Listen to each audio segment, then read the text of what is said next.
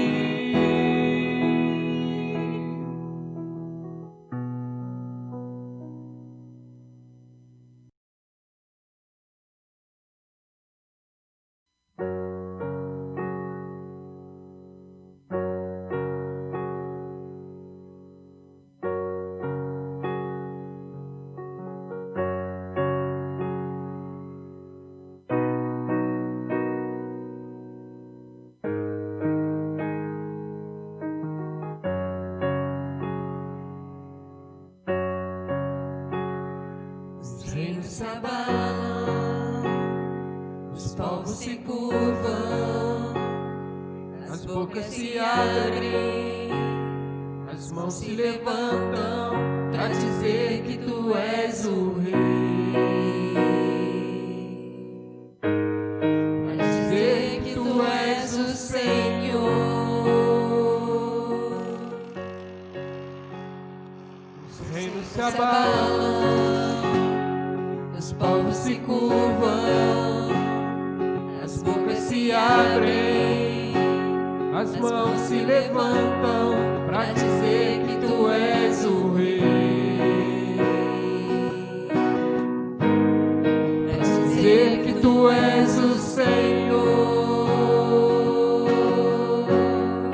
Teu reino é sempre eterno, firmado em misericórdia, justiça e igualdade, bondade e fidelidade. A tua igreja te adora, a tua igreja te adora. Teu reino é sempre eterno, firmado em misericórdia, justiça e igualdade, bondade e fidelidade. A tua igreja te adora, a tua igreja te adora.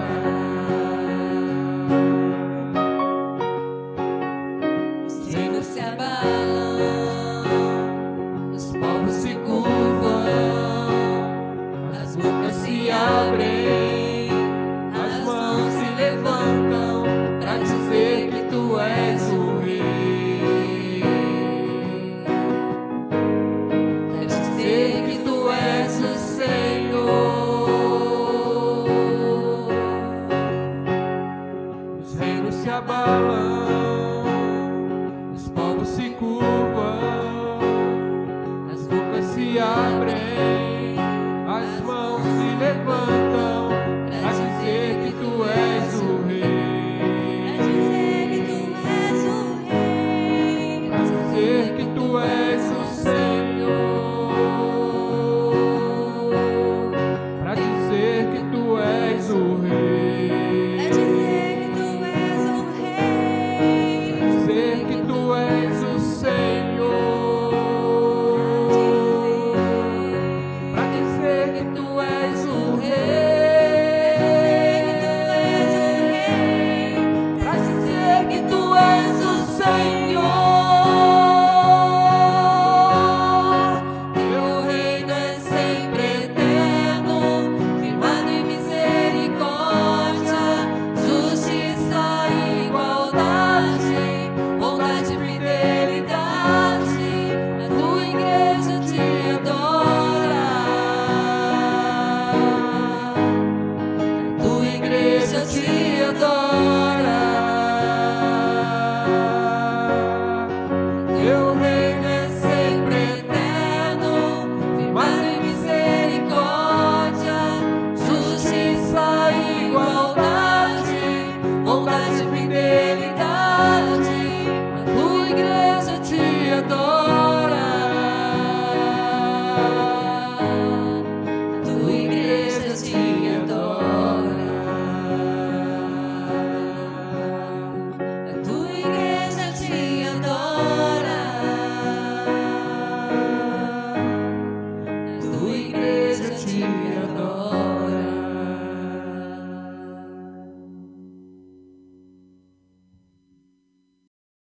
Louvado seja o nome do nosso Senhor, hoje e para todo sempre.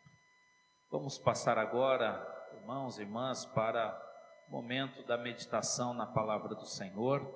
E hoje faremos no Evangelho de João, no capítulo 2, versos de 1 a 12. Texto bem conhecido, o milagre que Jesus realiza em Caná da Galileia. Diz assim a palavra do Senhor.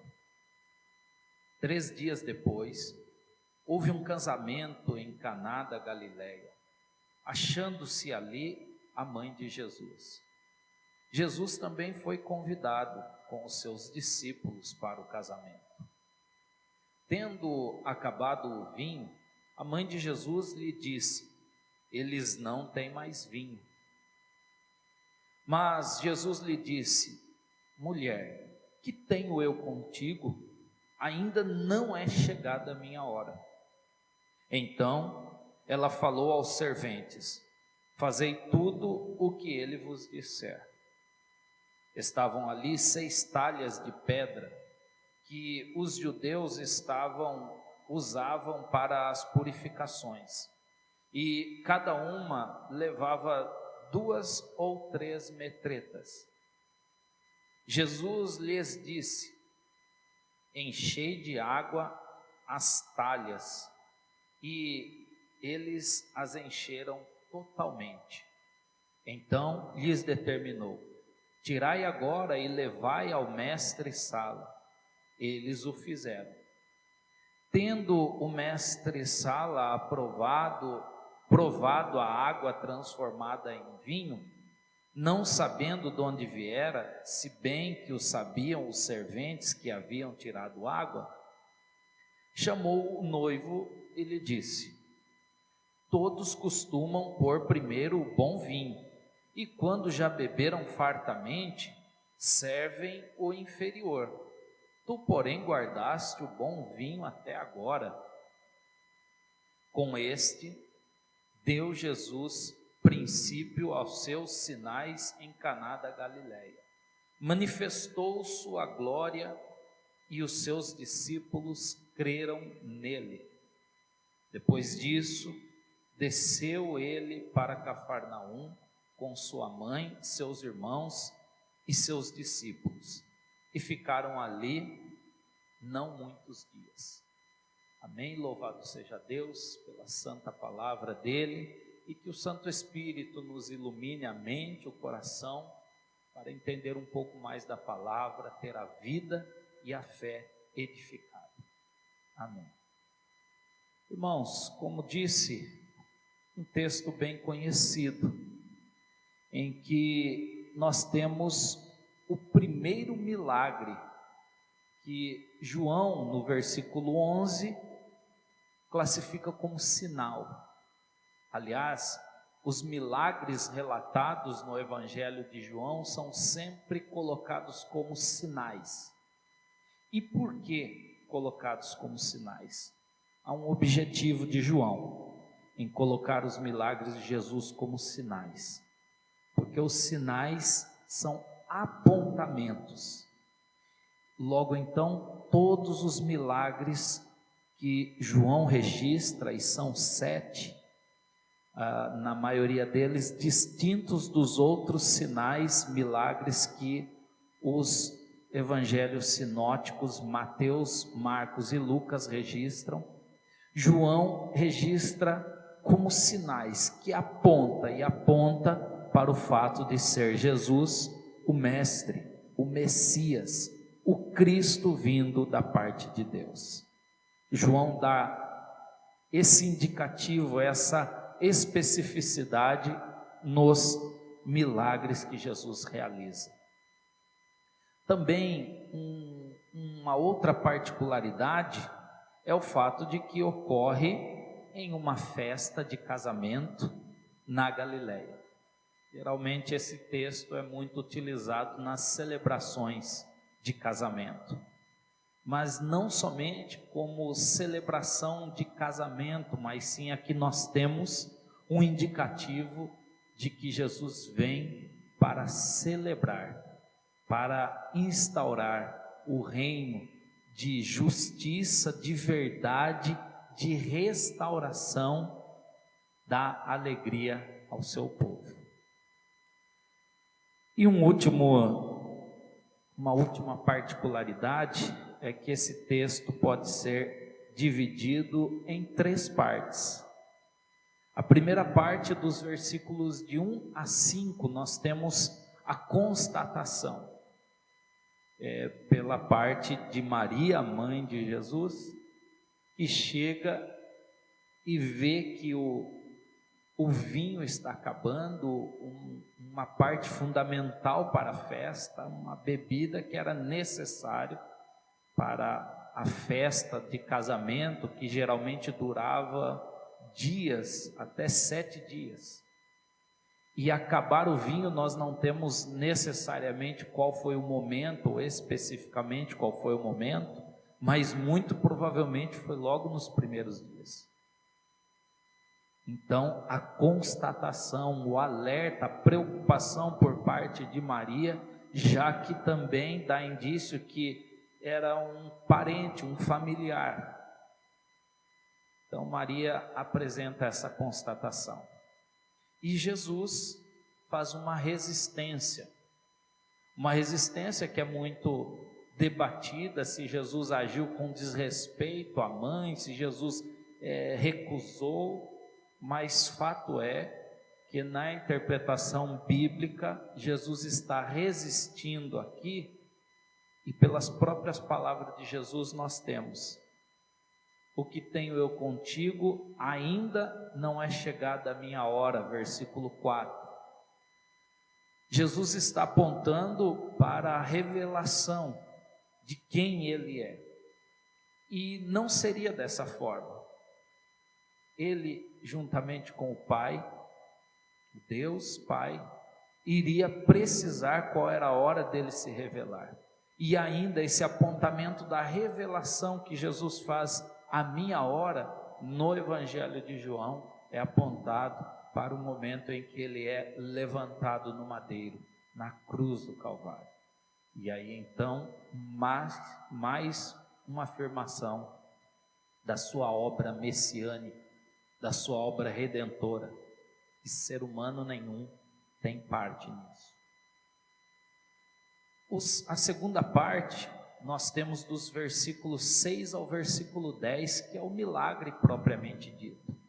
E nesse milagre envolve aí as talhas, essas vasilhas de pedra, que é apresentado aqui uma medida diferente das nossas, metreta, que alguns apontam como aproximadamente 40 litros.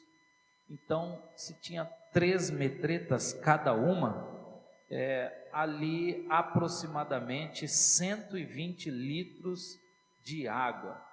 Então, a quantidade de água, a quantidade de vinho que foi ali colocada por Jesus, transformada, revigorada, foi a festa. Certamente também uma grande quantidade de pessoas que estava ali naquela festa. Então, um milagre de grande proporção. Água transformada em vinho, até uma expressão utilizada quando algo era ruim e se transformou em algo bom. Mudou da água para o vinho. E Jesus fez esse milagre, e em grande quantidade. Mas esse milagre, como já dissemos, não está relacionado apenas ao fato de Jesus ter um poder sobrenatural. Está relacionado ao fato de Jesus se revelar o Messias, aquele que veio para redimir o povo. Se aquela festa estava sendo constatada e sinalizada e anunciada que poderia ser um desastre, aqui nós temos a presença de Jesus refazendo, trazendo novamente a alegria, a vida àquela festa. Então aqui nós temos o apontamento da obra redentora de Jesus. Se o nosso viver, a nossa vida, a existência humana, já foi constatado que estaria a caminho da condenação, Jesus vem e faz o milagre da restauração, o milagre da redenção. Esse é o sinal apontado aqui pelo evangelista João e como deve ser interpretado esse milagre. A terceira parte, então, fica por conta dos versículos 11 e 12, em que nós temos o resultado e o apontamento dos próximos passos que Jesus faria. Então, 3 partes, 3 particularidades, 3 partes e 3 ensinamentos também nós podemos obter nesse texto.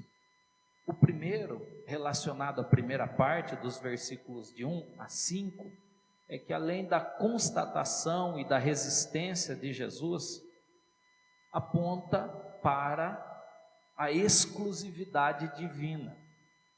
Justamente isso, quando Jesus ele reage falando a Maria, o que tenho eu contigo, e esse termo ele é apresentado com um termo respeitoso, ainda que a frase na nossa cultura possa parecer até desrespeitoso, muito duro.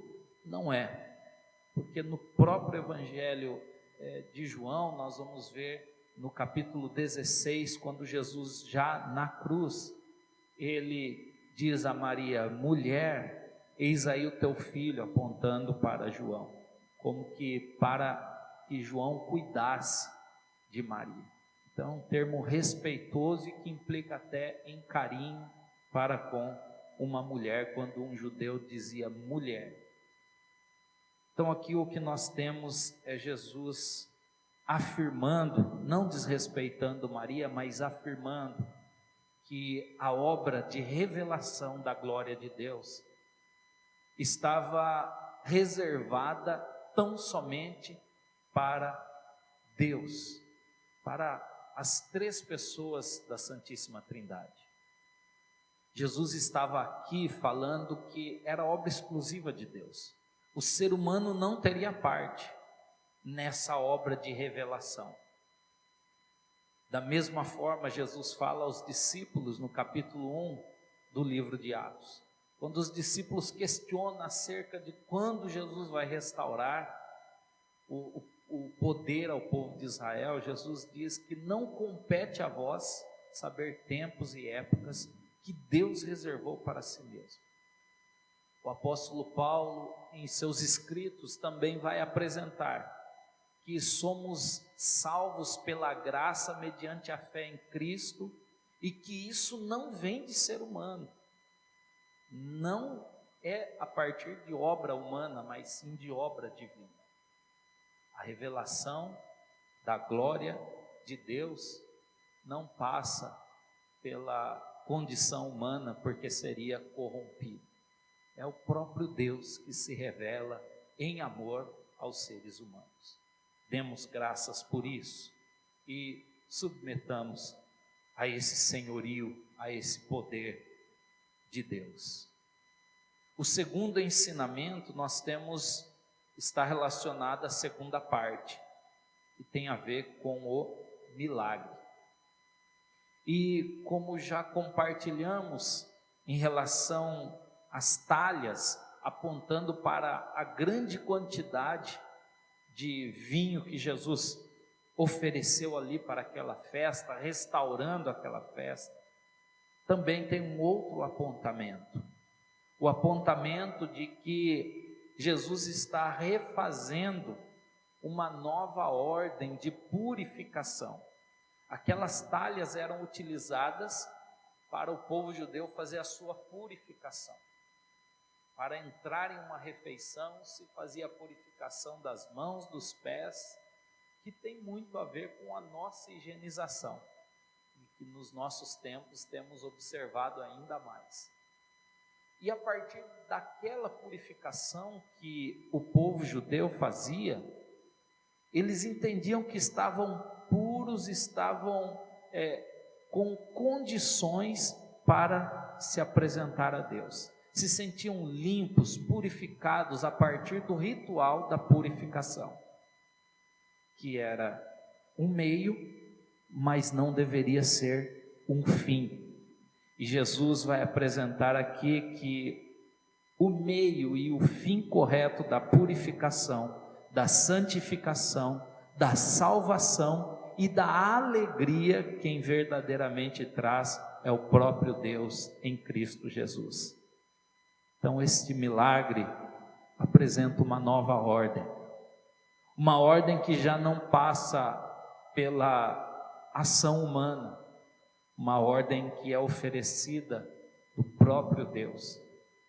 Cabe aos seres humanos perceber a necessidade, reconhecer a grandeza do amor e viver nessa alegria da restauração, da vida, da salvação que Cristo oferece. E Ele faz isso não com preço barato, com o alto preço pago lá na cruz do Calvário. Terceiro e último ensinamento, relacionado à terceira parte, é quando os discípulos creem e depois descem para Cafarnaum com a mãe, os irmãos e os discípulos. Então aqui nós temos duas partes a serem observadas. Primeiro, que os discípulos creem, eles já não andavam com Jesus, eles já tinham declarado que Jesus era o Messias, eles já estavam reconhecendo ser Jesus o Mestre, mas agora a eles estava sendo dada a condição de perceber a glória de Deus, o poder de Deus. Agora eles estavam percebendo a ação sobrenatural de Jesus, não somente modificando a água para o vinho, mas também realizando uma nova ordem, em que Jesus declara: eu vos trago nova purificação, eu vos trago nova redenção, eu vos trago verdadeira salvação, eu vos trago verdadeira felicidade. A mãe e os irmãos de Jesus são apresentados aqui, mostrando que não havia uma ruptura de Jesus para com a sua família. Eles descem lá para Cafarnaum e lá Jesus também vai realizar inúmeros milagres. Os discípulos creem imediatamente. A mãe e os irmãos de Jesus continuarão dando sinais, e no Evangelho de Marcos vão dar sinais de uma resistência de ver ali Jesus, que para eles era um ente querido. Maria ainda guardava no coração toda a experiência sobrenatural que ela teve em relação a Jesus, mas parece que passado ali 30 anos, parece que ela tinha esquecido, ou então almejava alguma coisa diferente do que verdadeiramente Deus em Jesus estava para realizar. O que Deus em Jesus estava para realizar e realizou com aquele milagre, com muitos outros milagres e principalmente com a obra vicária, é trazer redenção à vida humana que estava já em condenação, trazer redenção para aqueles a quem são achegados à fé em Cristo Jesus. E essa redenção continua nos dias de hoje. Essa redenção é mesmo em tempos de aflição, inclusive principalmente nesses tempos de aflição. Lembremos dessa redenção. Sejamos edificados por sermos alvo dessa redenção. E oremos para que tantas outras pessoas possam ser atingidos pela graça de Deus, serem convencidos pelo Santo Espírito de que em Cristo há redenção, salvação e uma nova vida cheia de alegria e de satisfação. Que Deus assim nos abençoe hoje e sempre. Amém. Vamos então orar neste momento, encerrando este culto de adoração ao nosso Deus, com gratidão no nosso coração, pedindo a bênção do Senhor para a semana que se inicia. Oremos. Santo e eterno Deus, nosso bendito e maravilhoso Pai Celestial, Louvamos e bendizemos o teu santo nome, reconhecendo a tua grandeza e o teu poder acima de todas as coisas. Te agradecemos, Senhor, pelo privilégio de podermos cultuar ao Senhor, entoar a Ti hino, cânticos, ler a Tua palavra, reconhecer a nossa necessidade do Teu perdão, da Tua salvação, ler a Tua palavra, nela meditar e obter dela grandes aprendizados, reafirmar a nossa fé e a nossa percepção de que só o Senhor se revela a nós, só o Senhor oferece salvação, só o Senhor é que vem ao nosso encontro e faz obra maravilhosa de santificação, de redenção e de alegria. Traz-nos, Senhor, a Tua alegria, a Tua salvação, traz-nos, Senhor, a percepção da Tua presença, e estando no Senhor, nós podemos nos assegurar de que nada desse mundo, nem no porvir, pode evitar a nossa satisfação e alegria plena. Santo Deus, visite cada lar dos irmãos, das irmãs, membros e frequentadores da igreja, daqueles que nos assistem, os nossos familiares, amigos, pessoas que porventura assista a esse vídeo, que tenha da parte do Senhor, com o Santo Espírito, a direção celestial.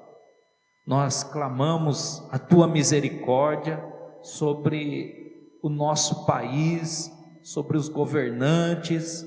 Nos alegramos, Senhor, com a notícia de que um servo do Senhor assume um posto no governo, e assim como clamamos pelo reverendo André Mendonça, agora também clamamos pelo reverendo Milton, que o Senhor os proteja, os guarde, que o Senhor os use, assim como foi com José no Egito, que o Senhor use esses e tantos outros governantes para haver paz em nossa nação, para haver abundância. Nós te clamamos a Tua misericórdia.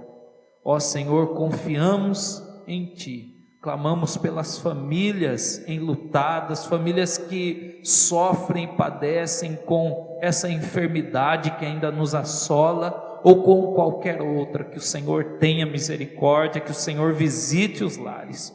Oramos assim, confiados no Teu poder e na Tua graça, em nome de Jesus, o nosso Senhor e Salvador, é que oramos. Amém. E agora, queridos irmãos e irmãs, que a maravilhosa graça do Senhor e Salvador Jesus Cristo, o amor de Deus, o eterno Pai Celestial, a comunhão, o conforto, a sabedoria, o guiar do Santo Espírito, seja sobre cada um de nós, sobre todo o povo de Deus espalhado em toda a terra, hoje para todo sempre. Amém e amém. Amém. Que Deus abençoe a todos com uma excelente semana, e nós teremos agora alguns avisos que serão projetados, e que os irmãos estejam atentos, orando e assim participando dos nossos trabalhos em nossa igreja. Que Deus assim os abençoe. Amém.